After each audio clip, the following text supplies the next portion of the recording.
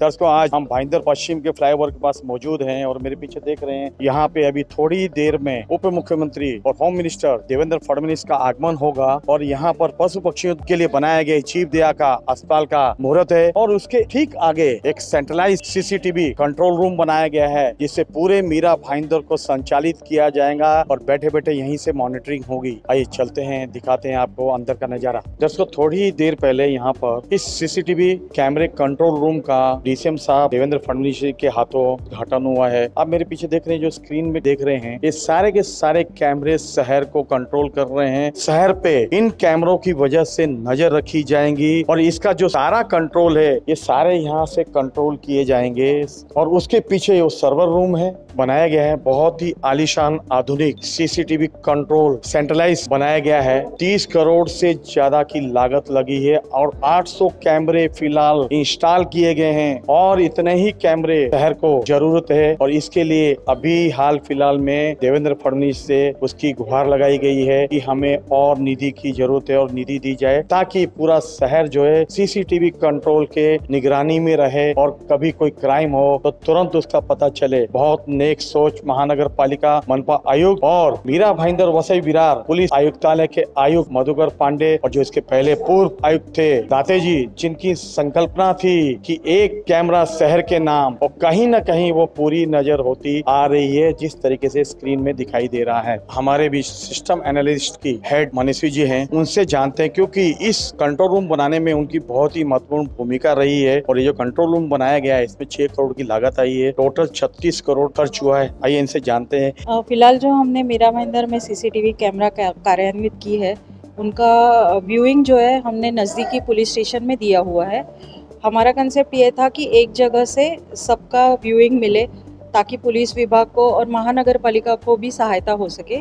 तो हमने control centre का जो कंसेप्ट था वो वहाँ से शुरू हुआ और फिर हमने ये जगह बांधकाम विभाग ने फाइनल की। उन्होंने सिविल का काम किया, यहाँ पे इलेक्ट्रिक का काम विद्युत विभाग ने किया और सर्वर रूम और ये जो सीसीटीवी का कनेक्टिविटी है इसका काम फिर हमारे विभाग से किया गया। कितने टोटल कैमरे लगाए गए और कितने कैमरों की जरूरत है? मीरा भाईंदर में अभी तक तकरीबन 800 कैमरा कार्यान्वित किए गए हैं और फिर भी हमें मीरा भाईंदर पूरी तरह सुरक्षित होने के लिए और 2000 कैमरा की जरूरत है। तकरीबन 800 कैमरे तो लगे हैं, लेकिन पूरे मीरा भाईंदर को संचालित करने के लिए और 2000 कैमरों की जरूरत है, तभी पूरा मीरा भाईंदर जो है सीसीटीवी के निगरानी के अंडर में रहेगा। दर्शकों को बताना चाहता हूँ, ये जो मेरे पीछे देख रहे हैं आलीशान जीव दया अस्पताल बनाया गया है। दर्शकों, मीरा भाईंदर को देवभूमि कहा जाता है और बड़े पैमाने में मीरा भाईंदर में पंछियों के प्रेमी है, वो कबूतरों को दाना खिलाते हैं। शहर में जो भी पंछी घायल हो गए, चाहे कबूतर हो चाहे कोई भी पंछी हो, उन सभी का इलाज इसी अस्पताल में किया जाएगा। इस तरफ देखिए बड़ा हॉल बनाया गया है। इस हॉल में जो कबूतर जख्मी होते हैं, उड़ नहीं पाते हैं, उनका इलाज होगा। जैसे जैसे वो ठीक हो गए, उड़ने लायक हो गए, तो उस तरफ ओपन किया गया है ताकि कबूतर वापिस से आजाद हो जाएं। बहुत ही नेक कार्य मनपा आयुक्त दिलीप ढोले द्वारा और उनकी मेहनत का ही ये फल है और यहाँ के नेताओं ने जो सोचा था उस पे उन्होंने मोहर लगाते हुए इसको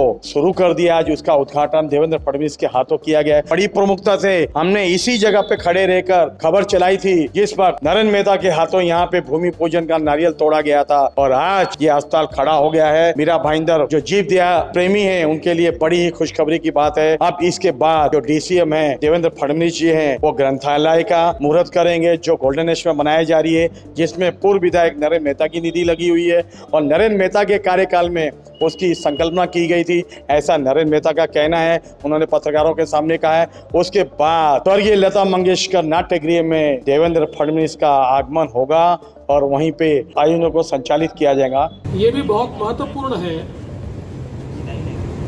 कि ज्येष्ठ साहित्यकार इंद्र बहादुर सिंह जी, IB सिंह जी, इनके नाम से यह ग्रंथालय और वाचनालय यहाँ पर बनाया गया है और हम लोग देखते हैं कि जिस प्रकार के लोगों को एक गुरु के रूप में उन्होंने मार्गदर्शन दिया,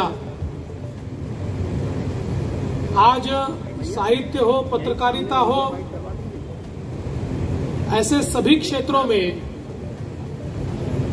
जिन्होंने अपना नाम बड़ा किया, ऊंचा किया, यहीं पे ये वाला ऐसे कई लोग हाँ उनको गुरु के रूप में देखते हैं।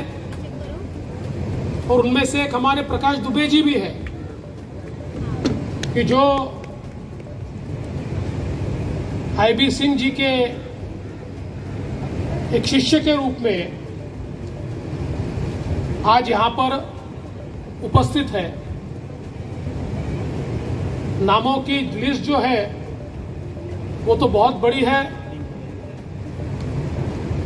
और मैं ऐसा मानता हूं कि जो व्यक्ति स्वयं साहित्य और ज्ञान का भंडार था,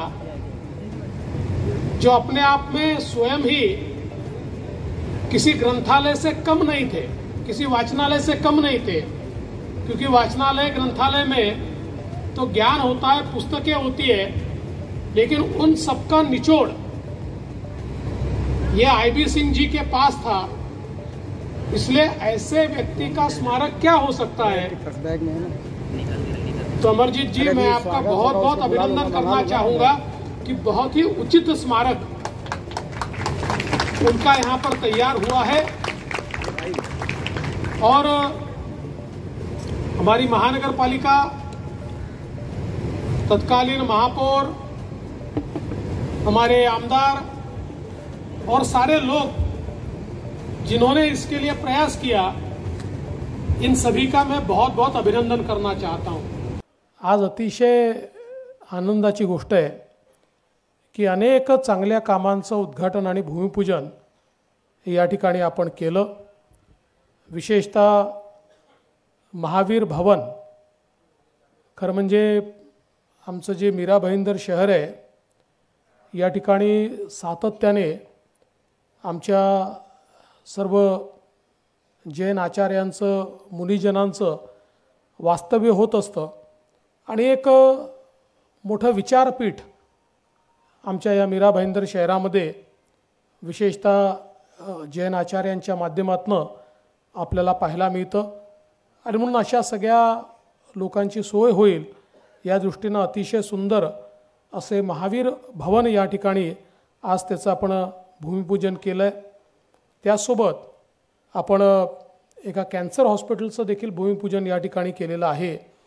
आणि मी गीताताई आपल्याला या निमित्ताने आश्वस्तही करतो आणि आव्हानही करतो की आपण हे जे काही कॅन्सर हॉस्पिटल बांधता आहात या ठिकाणी सर्व प्रकारचे रेडिएशन आणि त्यासोबत किमोथेरपी या सगळ्या ज्या महत्त्वाचे उपचार आहेत की जे प्रत्येक गोष्टीकरता टाटामध्ये जाण्याची आवश्यकता नाही, हे उपचार जर इथे मिळाले तर मोठ्या प्रमाणात तिथे फायदा होऊ शकतो।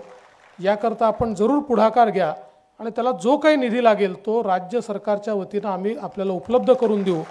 पण कॅन्सरचं एक अतिशय परिपूर्ण अशा प्रकारचं हॉस्पिटल हे या ठिकाणी आपण निश्चितपणे केलं पाहिजे। यासोबत अतिशय आनंदाची गोष्ट आहे की आपण पशुपक्षी उपचार केंद्राचं लोकार्पण या ठिकाणी केलं आहे। आणि खरं म्हणजे मोठ्या प्रमाणात भूतदया हा आपला संस्कार आहे आणि पशुपक्षी हे खरं म्हणजे आपल्या या संपूर्ण चेनचा भाग आहेत, त्यांच्यामुळे आपल्या पर्यावरणाचं संतुलन राखलं जातं आणि म्हणून त्यांचीही निगा राखली गेली पाहिजे। हा अतिशय सुंदर विचार या ठिकाणी आपल्याला पाहायला मिळतो आणि म्हणून मी खरोखर त्याहीबद्दल आपल्या महानगरपालिकेचं अतिशय मनापासून अभिनंदन करतो। उर्दू शाळेचं देखील या ठिकाणी आपण लोकार्पण केलेलं आहे आणि खरोखर ईदेच्या दिवशी उर्दू शाळा यापेक्षा चांगला उपहार हा दुसरा असू शकत नाही आणि म्हणून त्याहीबद्दल मी आपलं अतिशय मनापासून अभिनंदन करतो। आज आपण एका CCTVच्या कमांड अँड कंट्रोल सिस्टीमचं देखील उद्घाटन केलेलं आहे।